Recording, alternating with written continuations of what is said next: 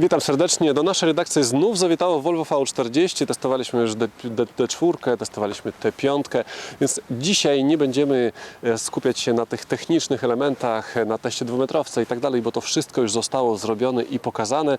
Skupimy się na tym, co wyróżnia ten samochód. A to jest samochód, który chciałoby się powiedzieć jest dla oszczędnych, dlatego że jest tu bardzo oszczędny silnik D2, czyli 1.6, 115 koni, silnik wysokoprężny oczywiście, ale tak do końca nie można tego powiedzieć, że to jest auto dla oszczędnych, dlatego że testujemy dzisiaj bardzo bogato wyposażoną wersję Volvo Ocean Race, która do tanich nie należy.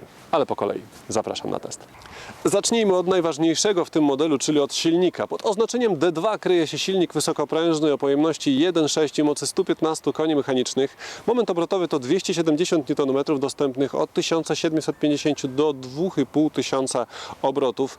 Daje to 12,1 do setki, tak przynajmniej deklaruje producent, a w efekcie, w praktyce wyszło lepiej. Nawet na mokrej nawierzchni przebiłem ten wynik bez trudu, prawie o sekundę. I prędkość maksymalna 190 km na godzinę.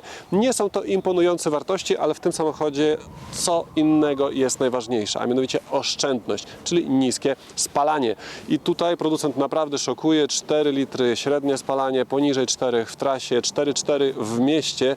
I powiem, że jeśli ktoś ma lekką nogę, to bez problemu osiągnie te wartości. Także założenie jest spełnione. Pojemność baku wynosi 52 litry, co oznacza, że jadąc spokojnie w trasie przejedziemy bez tankowania nawet 1300 km. Do tego bardzo wygodne tankowanie, bo wlew jest bez korka.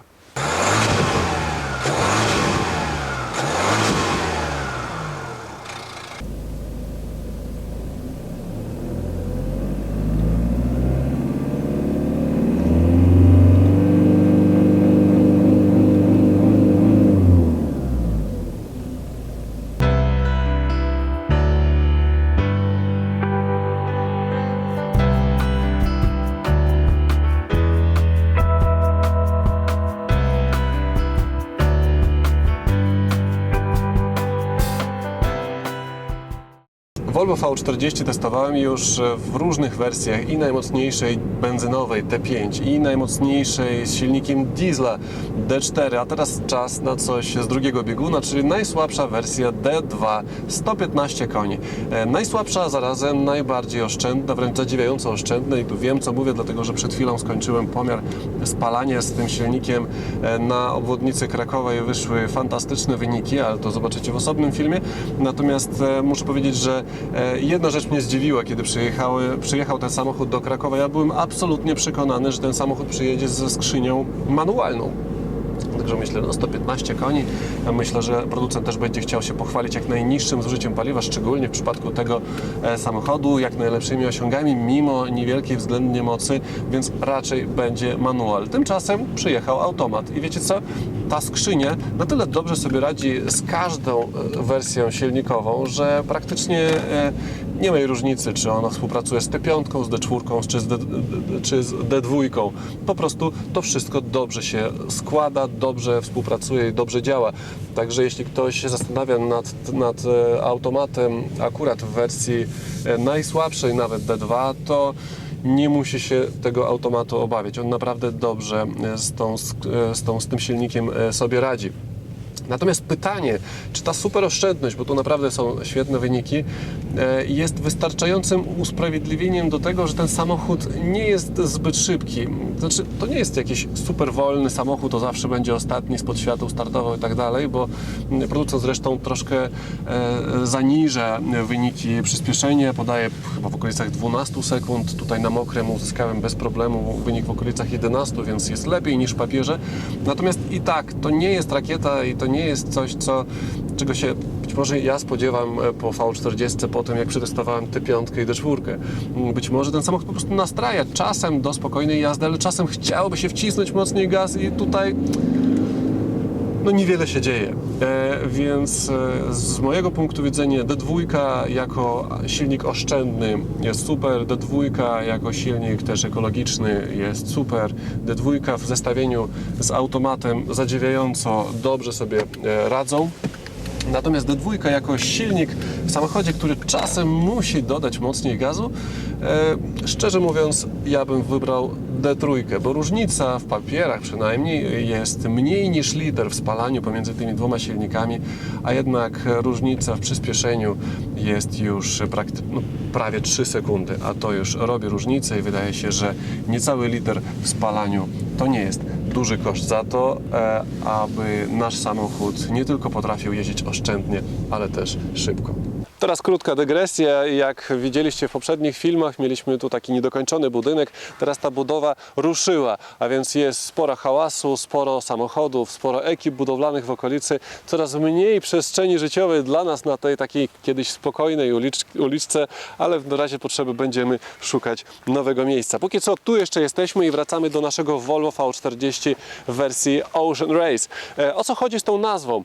Chodzi mianowicie o regaty żeglarskie dookoła Ziemi, które odbywają się od bardzo dawna, od początku lat 70. Wtedy na początku miały zupełnie inną nazwę, właściwie miały kilka nazw, ale od 2001 roku głównym sponsorem tych regat, które odbywają się co 3 lata, zostało Volvo i wtedy właśnie przemianowano te regaty na Volvo Ocean Race. I na cześć tego wydarzenia właśnie pojawiła się nowa wersja wyposażenia Ocean Race, która znajduje się na liście wyposażenia mniej więcej prawie na szczycie, dlatego że pomiędzy wersją Momentum a wersją Summum. I dopłata do tej wersji jest również całkiem wysoka, bo wynosi około 16 000 złotych. I teraz uwaga, jeśli zamówimy V40 w wersji z automatyczną skrzynią biegów, to zapłacimy za ten samochód 101 000 złotych. I teraz jeśli zechcemy dokupić w opcję Volvo Ocean Race, to zapłacimy za ten samochód bez żadnych dalszych dodatków prawie 120 000 złotych. Więc jeśli popatrzymy na sam cennik, to będzie się wydawało przez chwilę przynajmniej, że Volvo w wersji Ocean Race jest bardzo drogim samochodem. Za 120 000 złotych możemy kupić zupełnie inne samochody, a na pewno większe samochody, ale kiedy przyjrzymy się uważnie cennikowi i liście wyposażenia, to okazuje się, że kiedy konkurencję Volvo V40 w wersji Ocean Race doposażymy do poziomu tego, co jest w tym samochodzie, to Volvo V40 Ocean Race przestaje być takie drogie. Co więc takiego specjalnego jest w wersji wyposażenie Volvo Ocean Race? Wydawałoby się, że takie auto mogło mieć na przykład, nie wiem, kapoki pod fotelami albo toaletę chemiczną w bagażniku, ale nie, nic z tego. Znajdziemy tu bardziej standardowe wyposażenie i jest to naprawdę długa lista. Całą listę teraz widzicie na ekranie. Ja tylko wymienię najważniejsze elementy i powiem, że do tej listy raczej nie należy oklejenie tego samochodu tu na masce i na boku, na drzwiach, bo to jest raczej przywilej auta z parku prasowego. A teraz przejdźmy do najważniejszych elementów wyposażenia. Dwustrefowa, sterowana elektronicznie klimatyzacja z filtrem, system poprawy jakości powietrza w kabinie, system szybkiego grzewania wnętrza, co przy tym oszczędnym silniku diesla jest raczej bardzo ważną funkcją. Mamy też światło do jazdy dziennej, City Safety, 7 poduszek powietrznych dla pasażerów, 1 poduszka powietrzna wraz z podnoszącą się maską dla pieszego. Mamy też układ wspomagania nagłego hamowania, ostrzeganie innych użytkowników drogi o gwałtownym hamowaniu, odpowiedni system audio, układ antypoślizgowy i 17-calowe felgi, specjalny wzór. Oczywiście to nie jest pełna lista i ta lista składa się w dużym stopniu z systemów, które sprawiają, że samochód staje się bardziej bezpieczny.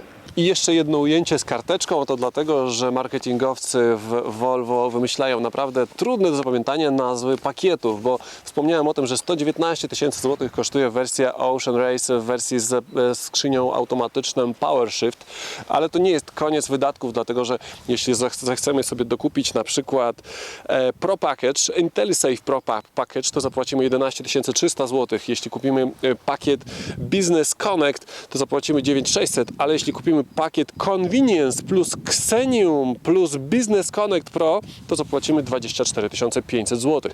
Wtedy będziemy mieli elektrycznie regulowane fotele, będziemy mieli wielkie okno dachowe, będziemy mieli kamerę cofania i milion różnych innych fajnych dodatków. ale wtedy auto kompaktowe zacznie, prawda, przekroczy kwotę 150 000 złotych, a to już jest całkiem sporo. Nawiasem mówiąc, te nazwy dodatkowych pakietów, jak i nazwy podstawowych tych wersji wyposażenia, czyli Momentum, Summum, to mi brzmi nie dość, że skomplikowanie, ale to też tak jakby jakiś alchemik stał nad swoimi probówkami i mówił, zaklinał Momentum, Summum, bach, prawda, wyszło mu Volvo na końcu. Wróćmy do ceny. 119 000 złotych. Ja wiem, że jeśli weźmiemy auto konkurencyjne i doposażymy go do tego poziomu, który mamy w tym testowym samochodzie, to wyjdzie porównywalna kwota, więc to nie jest jakoś tak bardzo drogo. W porównaniu oczywiście do reszty, ale jeśli weźmiemy 120 000 tak bez oglądania się, co to za auto, jakie są bebechy w środku, tylko my pomyślimy, moment, co możemy kupić za 120 000 złotych? No i okazuje się, i tu znów wrócę do swojej karteczki, że możemy kupić na przykład Volvo V60. Dołożymy tylko 1000 zł i dostaniemy podstawową wersję V60, która będzie miała 150-konny silnik benzynowy. To już daje powód do zastanowienia się. Możemy też kupić na przykład Volkswagena Passata w wersji Comfort Line ze 150-konnym silnikiem diesla. Możemy też dostać BMW serii 3 316 i z silnikiem 1.6 136 koni. Możemy też mieć Mazda CX-5 w wersji Skymotion z napędem na 4 koła i 160-konnym silnikiem benzynowym. No albo na przykład Mercedesa CLA w wersji 180 Edition z silnikiem 1.6 Blue Efficiency o mocy 122 koni.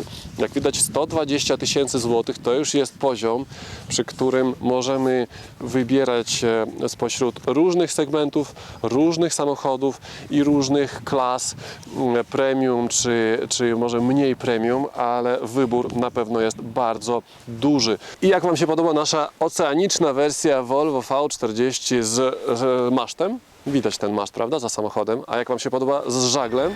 Ten żagiel teraz powinno też być widać. Ale kończymy żarty. Wróćmy do naszego Volvo Ocean Race. Wydaje mi się, że Volvo już od 14 lat idzie w dobrym kierunku, dlatego że łączy niejako swoją markę z jakimś wymiarem takim lifestyle'owym, pokazując, że to jest marka dla ludzi światowych i tak dalej, i tak dalej. Natomiast to jest powód do dumy dla marketingowców, którzy dzięki temu mogą nazwać samochód Volvo Ocean Race, mogą wprowadzić dodatkową opcję wyposażenia Volvo Ocean Race, ale jaki jest w tym zysk dla nas, dla klientów? No, wydaje się, że po pierwsze mamy więcej opcji wyposażenia, bo dochodzi właśnie Volvo Ocean Race. Po drugie, jeśli ktoś czuje się blisko związany z tematem, prawda, żeglowania, może kupić taką wersję i czuć się nawet na drodze jak na wodzie. Ale tak naprawdę wydaje się, że to wszystko się sprowadza tylko do marketingu, skojarzeń i tak naprawdę najważniejsze w tym samochodzie jest zupełnie co innego. Nie Volvo Ocean Race, nie te wszystkie regaty, nie cała ta otoczka morska, tylko to, co jest pod maską. D2, silnik, który jeśli nie musisz być pierwszy na światłach, jeśli nie musisz pierwszy spod świateł odjechać, na pewno Cię nie zawiedzie, dlatego że to jest chyba jeden z najbardziej oszczędnych silników, które dotychczas testowałem.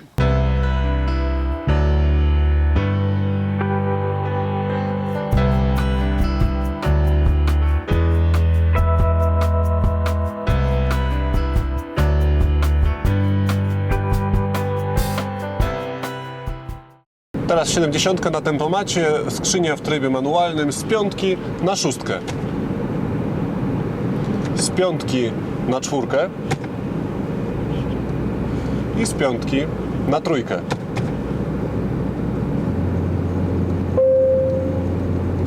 I wreszcie kickdown w trybie w pełni automatycznym.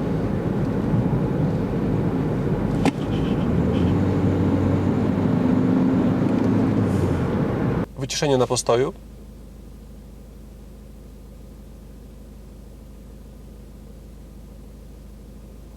(47,2).